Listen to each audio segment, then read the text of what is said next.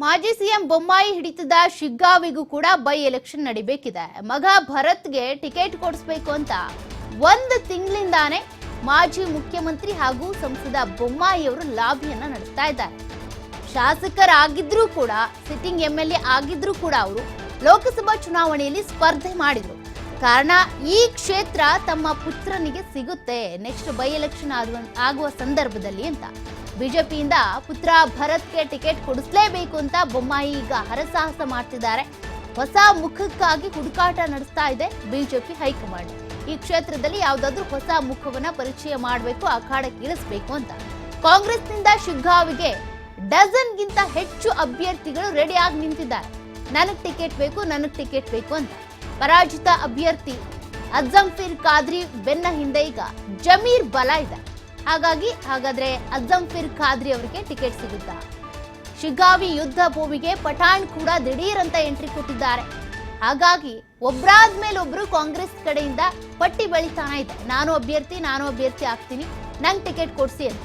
ಲಿಂಗಾಯತರ ಕೋಟಾದಲ್ಲಿ ಸೋಮಣ್ಣ ಬೇವಿನ ಮರದ ಹೆಸರು ಕೂಡ, ಸೋಮಣ್ಣ ಬೇವಿನ ಮರ ಏನಿದ್ದಾರೆ ಅವ್ರ ಹೆಸರು ಕೂಡ ಈಗ ಚಾಲ್ತಿಯಲ್ಲಿದೆ. ಹಾಗಾಗಿ ಚಾಲ್ತಿಯಲ್ಲಿರುವಂತ ಹೆಸರು ಮುಖ್ಯ ಆಗಲ್ಲ, ಕೊನೆಗೆ ಯಾವ ಅಭ್ಯರ್ಥಿಯನ್ನಲ್ಲಿ ಹಾಕ್ತಾರೆ, ಆ ಅಭ್ಯರ್ಥಿ ಗೆಲ್ತಾರಾ, ಪೈಪೋಟಿ ಎಷ್ಟು ಕೊಡ್ತಾರೆ, ಗೆಲ್ಲುವಂತ ಕುದುರೆಯನ್ನೇ ಕಣಕ್ಕಿಳಿಸಬೇಕು ಅನ್ನೋದು ಬಿಜೆಪಿ ಜೆಡಿಎಸ್. ಅದೇ ರೀತಿಯಾಗಿ ಈ ಕಡೆ ಕಾಂಗ್ರೆಸ್ ಕಡೆಯಿಂದನೂ ಕೂಡ ಅದೇ ಸರ್ಕಸ್ ಇರುತ್ತೆ. ಹೀಗಾಗಿ ಯಾವ ಅಭ್ಯರ್ಥಿ ಅನ್ನೋದು ಪ್ರಶ್ನೆ. ಮಾಜಿ ಸಚಿವ ರಾಣೆಬೆನ್ನೂರಿನ ಆರ್ ಶಂಕರ್ಗೂ ಕೂಡ ಚಾನ್ಸ್ ಸಿಗಬಹುದು ಅನ್ನುವಂತ ಚರ್ಚೆ ಕೂಡ ಓಡಾಡ್ತಾ ಇದೆ. ಸಿಎಂ ಸಿದ್ದರಾಮಯ್ಯ ಕೃಪಾ ಕಟಾಕ್ಷದಿಂದ ಆರ್ ಶಂಕರ್ ಶಿಗ್ಗಾವಿಗೆ ಎಂಟ್ರಿ ಕೊಡುವಂತ ಸಾಧ್ಯತೆ ಕೂಡ ಇದೆ. ಅಂದ್ರೆ ಅಲ್ಲಿ ಕಾಂಗ್ರೆಸ್ನಲ್ಲಿ ಎಷ್ಟು ಲಿಸ್ಟ್ ಇದೆ ಅಂತ ನೀವು ಗಮನಿಸ್ತಾ ಇದ್ದೀರಾ. ಎಷ್ಟು ಜನರು ಪ್ರಾದೇಶಿಕ ಇರ್ಬೋದು, ಅದೇ ರೀತಿಯಾಗಿ ಜಾತಿವಾರು ಇರ್ಬೋದು, ಜಾತಿ ಸಮೀಕರಣ ಇರ್ಬೋದು, ಹೀಗೆ ತಮ್ಮ ತಮ್ಮ ಕೋಟಾಗಳಿರ್ಬೋದು, ತಮ್ಮ ಅಲ್ಲಿನ ಪ್ರಾದೇಶಿಕ ಪರಿಚಯ, ಅದೇ ರೀತಿಯಾಗಿ ವೋಟ್ ಬ್ಯಾಂಕ್ನ ಹೋಲ್ಡ್ ಇರ್ಬೋದು, ಇದರ ಆಧಾರದ ಮೇಲೆ ಟಿಕೆಟ್ ಕೇಳ್ತಾ ಇದ್ದಾರೆ. ಲಿಂಗಾಯತ, ಕುರುಬ, ಅಲ್ಪಸಂಖ್ಯಾತರ ಮತಗಳು ಶಿಗ್ಗಾವಿ ಕ್ಷೇತ್ರದಲ್ಲಿ ಹೆಚ್ಚಾಗಿರುವಂಥದ್ದು. ಹಾಗಾಗಿ ಆ ಸಮುದಾಯದ ಕಡೆಯಿಂದ ಕೂಡ ಒಂದಷ್ಟು ಒತ್ತಡ ಇದೆ, ನಮಗೂ ಬೇಕು ಟಿಕೆಟ್ ಅಂತ.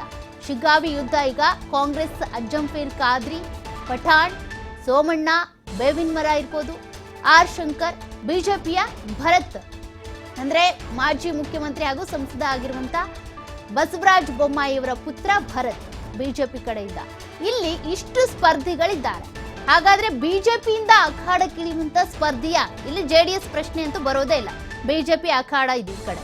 ಹಾಗಾಗಿ ಮಾಜಿ ಮುಖ್ಯಮಂತ್ರಿ ಹಾಗೂ ಸಂಸದ ಆಗಿರುವಂತಹ ಬಸವರಾಜ ಬೊಮ್ಮಾಯಿ ಅವರ ಪುತ್ರ ಭರತ್ ಅವರಿಗೆ ಟಿಕೆಟ್ ಸಿಗುತ್ತಾ, ಅಥವಾ ಉಳಿದಂತಹ ನಾಯಕರಿಗೆ ಟಿಕೆಟ್ ಕೊಡ್ತಾರಾ ಬಿಜೆಪಿ ನಾಯಕರು? ಹೊಸ ಮುಖವನ್ನ ಹುಡುಕುವಂತ ಪ್ರಯತ್ನ ಕೂಡ ಮಾಡ್ತಿದ್ದಾರಂತೆ. ಯಾರಿಗೆ ಟಿಕೆಟ್ ಸಿಗುತ್ತೆ ಅನ್ನುವಂತ ಗೊಂದಲ ಇದೆ. ಈತ ಕಾಂಗ್ರೆಸ್ ಕಡೆಯಿಂದನೂ ಕೂಡ ಯಾರಿಗೆ ಟಿಕೆಟ್ ಕೊಡ್ತಾರೆ ಅಂತ. ಲಿಂಗಾಯತ, ಕುರುಬ ಮತಗಳೇ ಇಲ್ಲಿ ಹೆಚ್ಚಾಗಿ ಇರುವಂತದ್ದು. ಹಾಗಾಗಿ ಈ ಕ್ಷೇತ್ರದಲ್ಲಿ ಬೊಮ್ಮಾಯಿಯವರ ಪುತ್ರನಿಗೆ ಟಿಕೆಟ್ ಕೊಟ್ಟರು ಕೂಡ ಅವ್ರಿಗೆ ಪೈಪೋಟಿ ಮಾಡುವಂತಹ ಹೊಸ ಮುಖನೋ ಅಥವಾ ಅಲ್ಲಿ ಪರಿಚಿತ ಇರುವಂತಹ ಮುಖನೋ ಕಾಂಗ್ರೆಸ್ ಕಡೆಯಿಂದ ಕೂಡ ಅಖಾಡಕ್ಕಿಳಿಬೇಕಾಗುತ್ತೆ. ಹಾಗಾಗಿ ಇಲ್ಲಿ ಶಿಗ್ಗಾವಿ ಕ್ಷೇತ್ರದಲ್ಲಿ ಯಾರನ್ನ ಕಣಕ್ಕಿಳಿಸ್ತಾರೆ ಬಿಜೆಪಿಯಿಂದ? ಹೊಸ ಮುಖಕ್ಕಾಗಿ ಹುಡುಕಾಟ ನಡೆಸಲಾಗ್ತಾ ಇದೆ. ಹಾಗಾಗಿ ಹೊಸ ಮುಖಕ್ಕೆ ಟಿಕೆಟ್ ಕೊಡ್ತಾರಾ ಅನ್ನುವಂತ ಪ್ರಶ್ನೆ. ಕಾಂಗ್ರೆಸ್ನಿಂದ ಶಿಗ್ಗಾವಿಗೆ ಡಜನ್ಗಿಂತ ಹೆಚ್ಚು ಅಭ್ಯರ್ಥಿಗಳು ಕೂಡ ರೆಡಿ ಆಗಿದ್ದಾರೆ. ಪರಾಜಿತ ಅಭ್ಯರ್ಥಿ ಆಗಿರುವಂತ ಅಜ್ಜಂಫೀರ್ ಖಾದ್ರಿ ಅವರ ಬೆನ್ನ ಹಿಂದೆ ಜಮೀರ್ ಅವರಿದ್ದಾರೆ. ಅಲ್ಲಿ ಕೂಡ ಅಲ್ಪಸಂಖ್ಯಾತ ಸಮುದಾಯದ ಅಭ್ಯರ್ಥಿಗೆ ಟಿಕೆಟ್ ಕೊಡ್ತಾರಾ ಅಂತ. ಇನ್ನು ಲಿಂಗಾಯತರ ಕೋಟಾದಲ್ಲಿ ಸೋಮಣ್ಣ ಬೇವಿನ ಮರ ಇವರ ಹೆಸರು ಕೇಳಿ ಬರ್ತಾ ಇದೆ. ಲಿಂಗಾಯತರಿಗೆ ಕೊಡ್ತಾರಾ ಅಥವಾ ಅಲ್ಪಸಂಖ್ಯಾತರ ಸಮುದಾಯಕ್ಕೆ ಕೊಡ್ತಾರಾ ಅನ್ನುವಂಥದ್ದು. ರಾಣೆಬೆನ್ನೂರಿನ ಆರ್ ಶಂಕರ್ ಅವರು ಕೂಡ ಈಗ ಮುಂಚೂಣಿಯಲ್ಲಿದ್ದಾರೆ. ಹೀಗಾಗಿ ಸಿಎಂ ಸಿದ್ದರಾಮಯ್ಯನವರ ಕೃಪಾ ಕಟಾಕ್ಷದಿಂದ ಆರ್ ಶಂಕರ್ ಅವರಿಗೆ ಏನಾದರೂ ಟಿಕೆಟ್ ಹೋಗುತ್ತಾ ಅನ್ನುವಂತ ಪ್ರಶ್ನೆಗಳು. ಕಾಂಗ್ರೆಸ್ ಕಡೆಯಿಂದ ಒಂದಷ್ಟು ನಾಯಕರು ಲಾಬಿ ಮಾಡ್ತಾ ಇದ್ದಾರೆ, ಜಮೀರ್ ಅವರ ಮೂಲಕ, ಸಿದ್ದರಾಮಯ್ಯನವರ ಮೂಲಕ, ಹೀಗೆ. ಹಾಗಾಗಿ ಯಾರಿಗೆ ಟಿಕೆಟ್ ಹೋಗುತ್ತೆ ಅಂತ